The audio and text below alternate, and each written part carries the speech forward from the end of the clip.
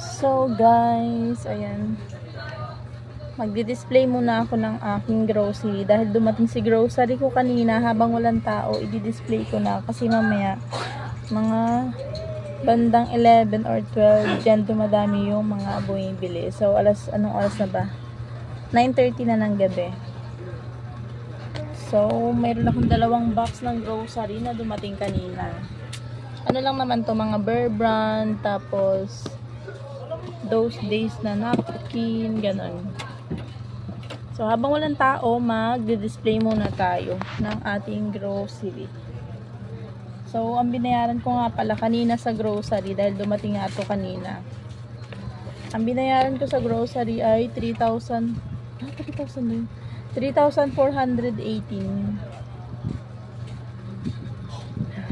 Napaisip ako kung 3,000 bibigay ko kanina. So 3,418. Bear Brand, Lucky Me, mga pansit canton, tsaka noodles. Ayan, tapos napkin and may ano pa, Nestle Lemon. Ayun lang naman. Kunti lang naman. Kasi kapag tamad talaga ako mag-grocery, sa grocery ako nag-grocery para less hassle. Tsaka nakakatamad kasi pang gabi ako tapos mag-grocery ka pa ng ano, paninda. Siyempre antok na antok ka, kailangan mo itulog. Kaya sa grocery na lang ako namimili. So, let's go guys.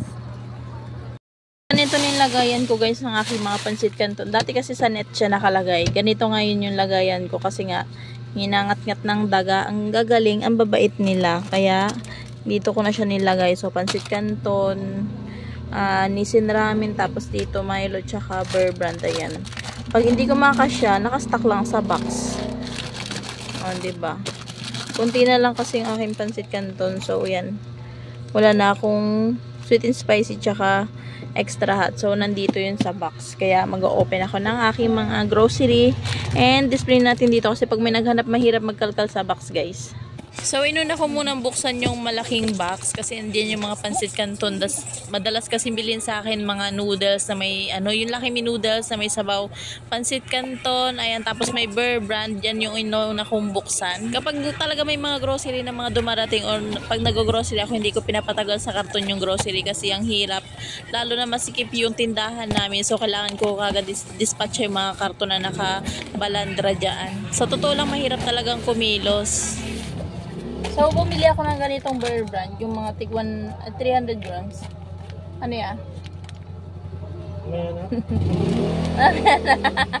Biglang umalis. 300 grams, ayan, kasi meron akong customer na gabi-gabi bumibili ng Bear Brand. So, dinamihan ko na kasi nauubusan ako. Tapos yung mga nakalagay nito sa box, pinang-display ko na rin sa taas para kahit paano mapay-focus siya kung ano yung mga nauna kong grocery. Siyempre yun yung una nating ibebenta para hindi tayo maabutan ng expiration, mga kasari. Kung makapanood nyo nga dun sa old vlog ko, yung mga na-expired kong mga item, hindi na ako masyadong namimili ng mga ganong klaseng item katulad ng tomato sauce, yung mayonnaise na may flavor, yung bacon, chicken spread, ganyan, hindi na ako masyadong bumibili. Meron ako pero yung malalaki, hindi na katulad dati na half dozen yung maliliit, hindi na ako nagtitinda. Plain na lang siguro kasi yun naman yung madalas na hanapin dito sa tindahan. Meron niya ako dito yung pineapple tidbits, tingin ko maabutan na naman to na expiration. Hindi kasi siya talaga hanapin ng tao dito sa lugar namin. Kahit sabihin natin once a month, wala talaga naghahanap. Siguro once 2 months, ganun. Kahit nga 3 piraso lang yung bilhin ko, naabutan pa rin expiration. Kaya much better ko hindi na lang ako magtitinda ng ganong klase. Kasi nakakapanghinayang din, no, yung puhunan mo magkano din yun. Tapos pag na-expire, di tatapon lang. Sayang. Hindi naman siguro lahat ng tindahan gano'n. Depende siguro sa lugar or depende kung mayroong mga karinderya na malapit sa inyo, yung mga nangangailangan ng mga ganong